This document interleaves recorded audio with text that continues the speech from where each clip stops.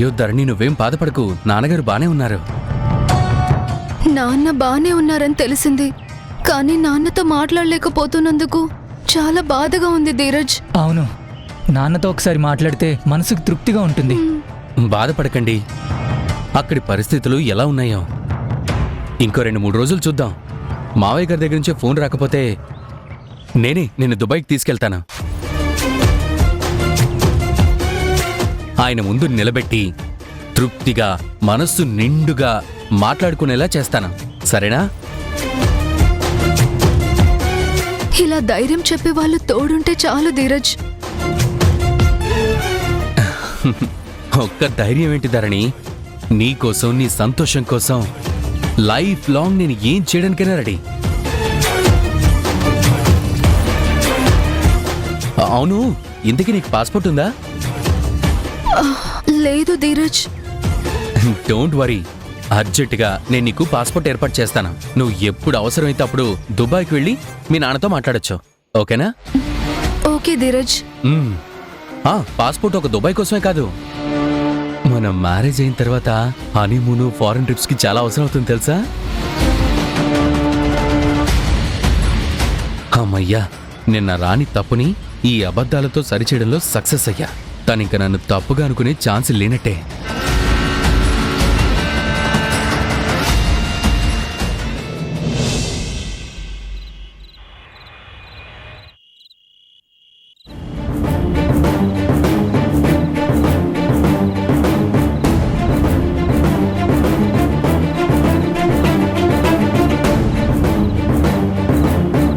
నేను మీ వెల్ విషర్గా చెప్తున్నాను, కాస్త శ్రద్ధగా వినండి. ఇది మీ కన్న పిల్లలకు సంబంధించిన రహస్యం. మీకు తెలియకుండానే మీ కన్న పిల్లల విషయంలో చాలా పెద్ద డ్రామా జరిగింది. వాళ్ళు హాస్పిటల్లో మారిపోయారు.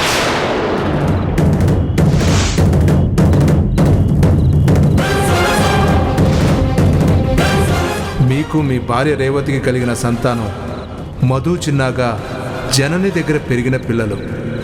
ధరణి బాలులు ఆ జనని పిల్లలు. వాళ్ళు ఇటు, వీళ్ళు అటు ఒక దుర్మార్గుడి కారణంగా మారారు.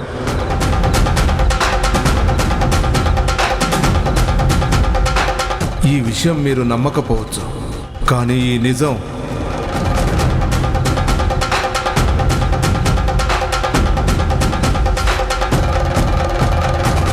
మీ దగ్గర ఉన్న పిల్లలకు తప్పితే అందరికీ తెలుసు.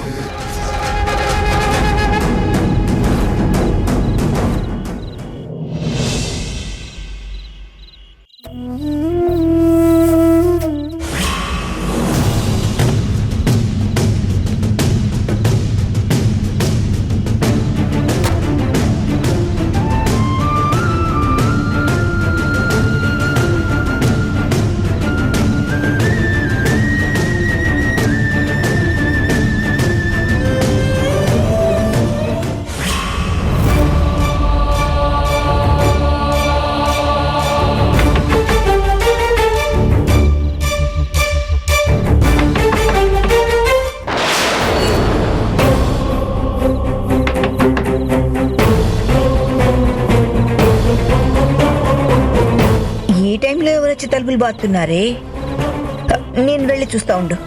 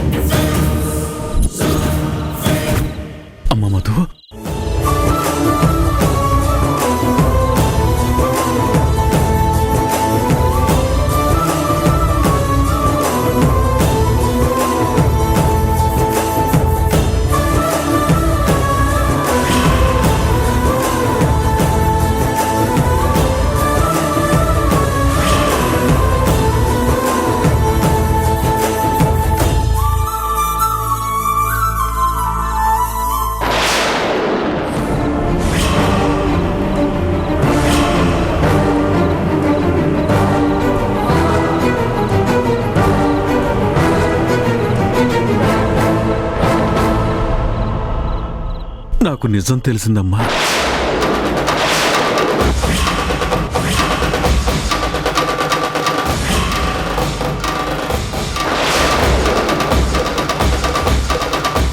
నువ్వు నా కన్న కూతురివన్న నిజం తెలిసిందమ్మా.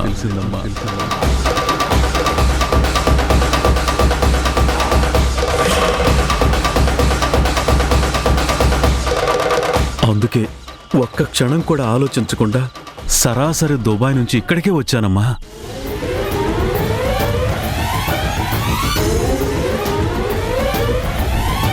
మా ఇంటికి కూడా వెళ్ళలేదు. నువ్వు నా కన్న కూతురు అని తెలిసిన దగ్గర నుంచి నా కళ్ళ వెంట కన్నీరు ఆగలేదు.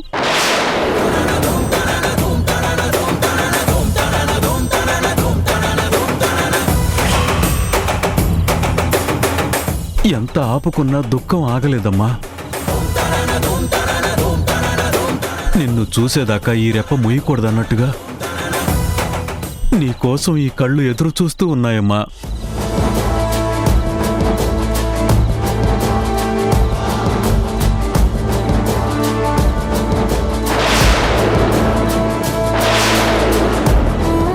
కన్న తండ్రి కోసం కలవరిస్తూ ఇన్నేళ్ళు ఒంటరిగా బ్రతికావా తల్లి? వచ్చానమ్మా. మీ నాన్నని నిన్ను వెతుక్కుంటూ వచ్చాను. ఇంకా నీకెప్పుడు నాన్నలేని లోటు రానివ్వనమ్మా.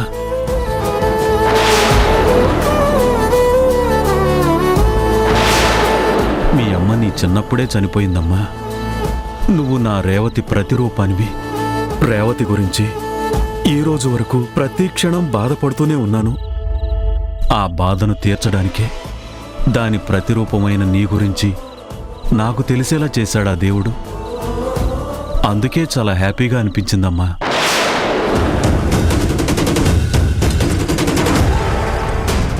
నువ్వెవరో తెలియనప్పుడు, ఎందుకో నిన్ను కలిసినప్పుడు నీ మీద తెలియని ప్రేమానురాగాలు కలిగాయి. నీకు నాకు ఏదో రక్త సంబంధం ఉన్నట్టుగా ఫీల్ అయ్యాను.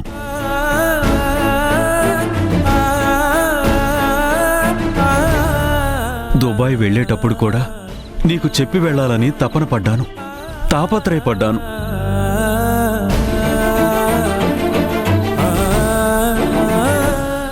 నాలో కలిగిన చలనానికి, స్పందనకి కారణమేంటో తెలుసుకునే ప్రయత్నం కూడా చేయలేదు.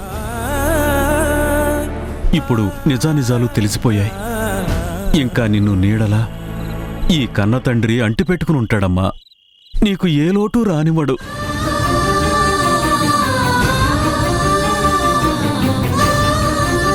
ఇన్నేళ్లు ధరణి బాలులే నా కన్నపిల్లలు అనుకున్నాను. ధరణిని నా ప్రాణంగా భావించాను. కంటికి రెప్పై కాచుకుని పెంచాను.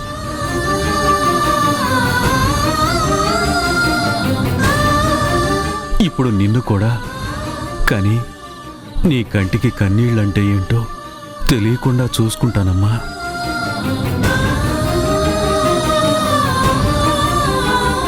బాధ, భయం, చింత, ఆలోచన ఏదీ నీ దగ్గరికి రాకుండా కాపాడుకుంటాను తల్లి.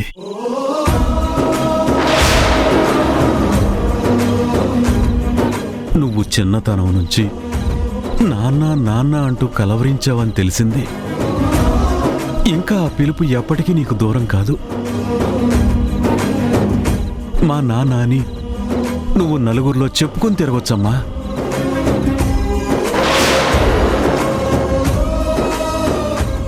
ఎన్నాళ్ళు నువ్వు కంటతడి పెట్టావు. ఇప్పుడు ఆ కళ్ళు చెమ్మగిల్లకుండా చూసుకునే బాధ్యత ఈ తండ్రిదమ్మా.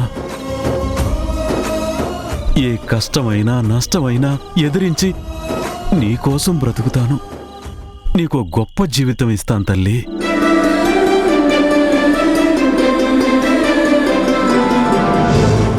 నువ్వు చిన్న నా పిల్లలని తెలిసే నాటికి నేను కొడుకును పోగొట్టుకున్నాను. కాని విధి విచిత్రం ఏంటో తెలుసా? నా కొడుకుని నేనే దగ్గరుండి సాగనంపాను. బొసం తోడేసి వాణ్ణి తీసుకెళ్ళాను తల్లి. ఇప్పుడు నీలో అటు నేను పోగొట్టుకున్న భార్యని, ఇటు దూరమైన కొడుకుని చూసుకుంటాను. నువ్వే తల్లి నాకింకా సర్వస్వం.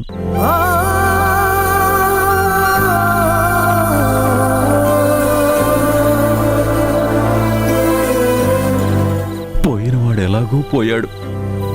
ఉన్నాళ్లే పోయిన వాళ్ళ తీపి గుర్తులంటారే, అలాగే నిన్ను కూడా నా గుండెల్లో దాచుకుని పెంచుకుంటాను. రామ్మ బంగారు తల్లి, ఇక నుంచి మనం మన ఇంట్లో కలిసి బ్రతుకుదాం.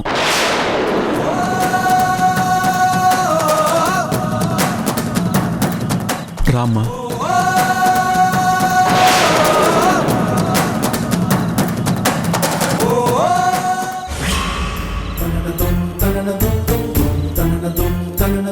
నాన్న, మీరే నా కన్ను తండ్రి అని తెలిసినప్పటి నుంచి మిమ్మల్ని కలవాలని, మీతో మాట్లాడాలని, మీ దగ్గరే ఉండాలని ఎంతో తపన పడ్డాను.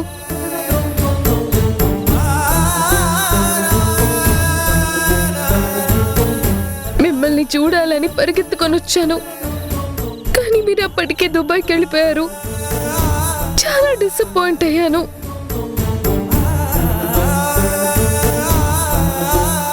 బాధంతా దిగమింగుకొని కన్నీళ్లు తుడుచుకొని ఎప్పుడెప్పుడు వస్తారా అని ఎదురు చూస్తూ ఉన్నాను.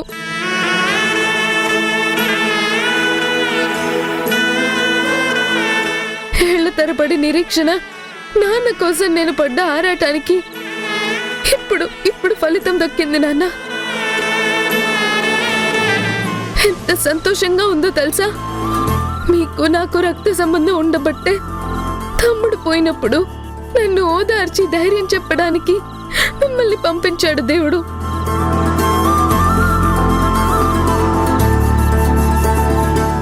ఎంతగా నచ్చ చెప్పారు. పుచ్చిగించి అన్నం తినిపించినప్పుడు ఆ ప్రేమ, ఆప్యాయత, ఆ స్పర్శ నాకెంతో తృప్తినిచ్చింది. దానికి కారణం ఏంటనేది ఇప్పుడు అర్థమైంది నాన్న. ఎప్పటి నుంచో నేను నాన్నతో కలిసి ఉండాలి, నాన్న ప్రేమని పంచుకోవాలని ఆశగా ఎదురు చూస్తూ ఇన్నేళ్లు బతికాను.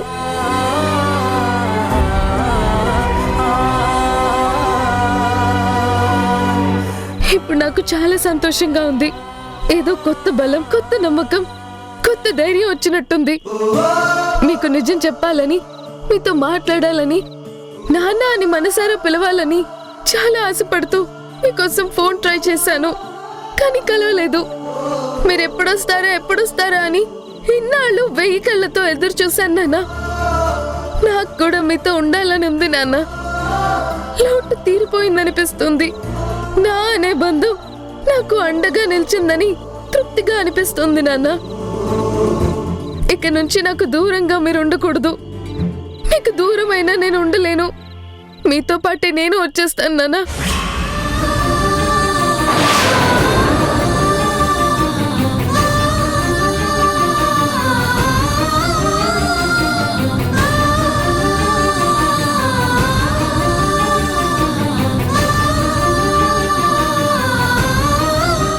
నన్ను క్షమించమ్మా.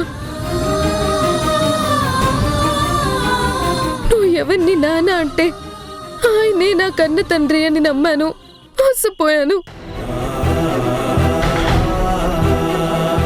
నిరాశపడి బతుకు ఇంతే అని సరిపెట్టుకున్నాను. కానీ ఇప్పుడు దేవుడు నాకు నా నాన్నని పంపించాడు. నా కన్న తండ్రిని నా దగ్గరికి వెతుక్కుంటూ వెళ్ళమని పంపించినట్టుగా వచ్చారు. ఆయనే మా నాన్న అని నాకు ముందే తెలుసు, కానీ ఎవరికి చెప్పలేదు. అక్కడికి వెళ్ళి చెప్తే ఆ శారద, పిన్ని, ధరణి ఎలా తీసుకుంటారో, ఏం గొడవ చేస్తారో అని భయంతో చెప్పకుండా ఆగిపోయాను.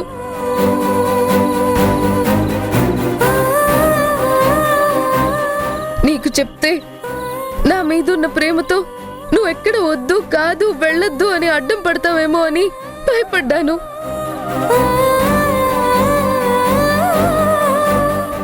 కానీ ఇప్పుడు నాన్నే వచ్చి స్వయంగా అన్నీ చెప్పేశారు కదమ్మా. ఇంక నేను వెళ్ళడానికి, నువ్వు అభ్యంతరం చెప్పడానికి ఏం లేదుగా అమ్మా.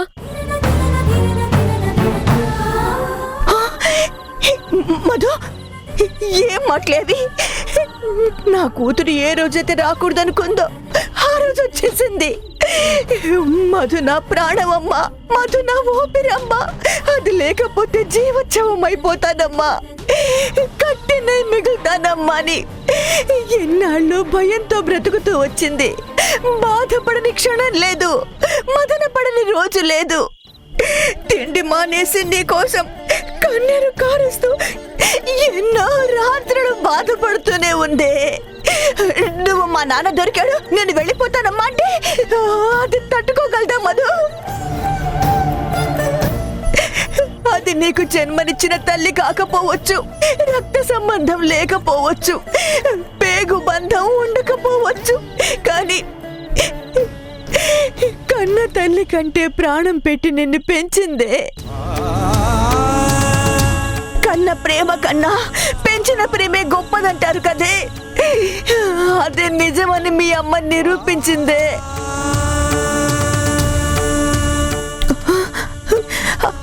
అలాంటి తల్లిని వదిలేసి వెళ్ళిపోతావా?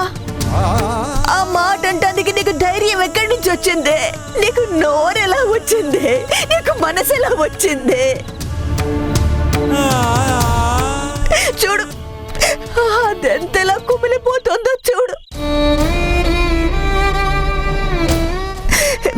నాన్న మీద ప్రేమే కానీ పెంచిన అమ్మ మీద మమకారం లేదా? నీకు జాలి కలగడం లేదా? అంటే ఇప్పుడు నన్ను ఏం చేయమంటావు అమ్మమ్మ? నేనెప్పటి నుంచి నాన్న కోసం తపన పడుతున్నాను నీకు తెలుసు కదా.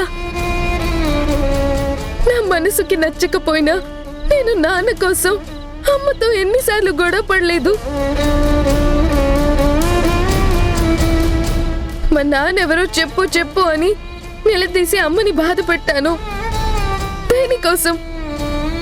అమ్మ మీద కోపం కాదు, నాన్న మీద ప్రేమ. తను గుణాగారి మీ నాన్న అని చెప్పినప్పుడు అది నమ్మి గుణాగారిని నా తండ్రిగా ఊహించుకున్నాను. కానీ ఆయన కాదని తెలిసినప్పుడు నా మనసు ముక్కలైపోయింది. మీరెన్నో పరీక్షలకి వెళ్లారు. నేను తన కన్న పిల్లని కాదన్న నిజం తన దగ్గర దాచుకొని మభ్య పెడుతూ వచ్చింది.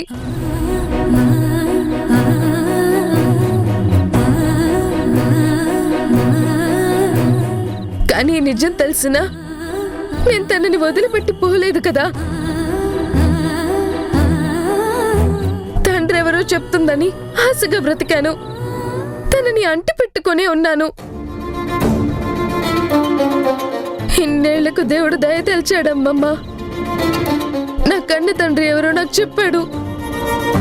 వెతుక్కుంటూ వెళ్ళాలనుకున్న దాని దగ్గరికి వెతుక్కుంటూ నాన్నే వచ్చాడు. ఇప్పుడు తనతో కలిసి ఉండాలని ఆశపడ్డం తప్ప తనతో కలిసి బ్రతకాలనుకోవడం నేరమా? వెళ్ళొద్దని నువ్వు అంటావా అమ్మమ్మ? ఇన్నేళ్ళొచ్చినా నువ్వు నీ కూతుర్ని వదిలిపెట్టి ఉండలేవు. నిన్ను వదిలిపెట్టి అమ్మ ఉండలేదు. కానీ నేను మాత్రం మా నాన్నకి దూరంగా ఉండాలా?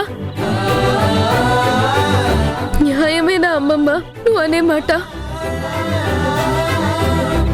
నేననే మాట న్యాయం కాకపోయినా గానీ ఒక్కసారి దాని వైపు చూడవే.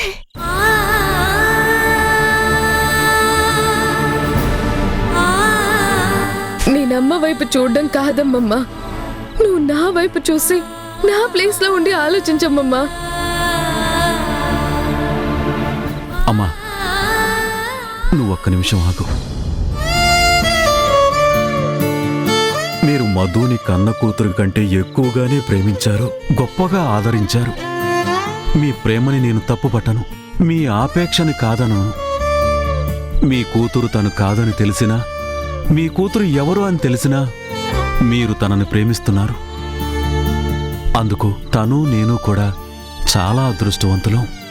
కానీ తను నా కన్న కూతురు కదండి, నాతో ఉండాలని కోరుకోవడం తప్పు కాదు కదండి.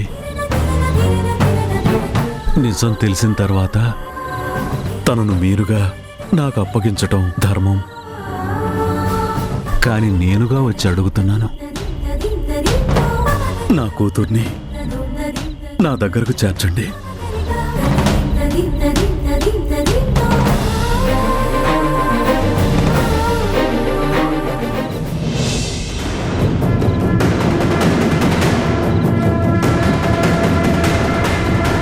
రామ్మ మధు, రా. మధు, జనని, మధు వెళ్ళిపోతుంది. ఆపవే, వెళ్ళు. మధు, మధు, మధు,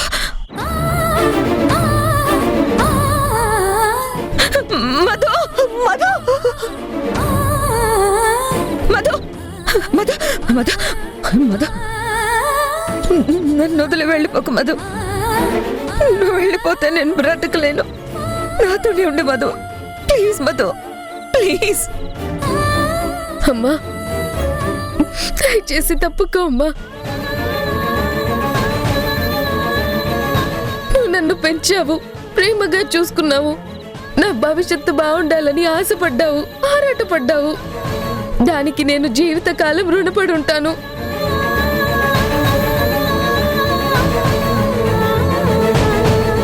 ప్లీజ్ అమ్మా, ఎన్నో ఏళ్ల నుంచి ఎదురు చూస్తున్న కోరిక ఈరోజు తీరబోతుంది. దానికి అడ్డు రాకమ్మా. నా సంతోషాలు నాకు దూరం చేయకమ్మా.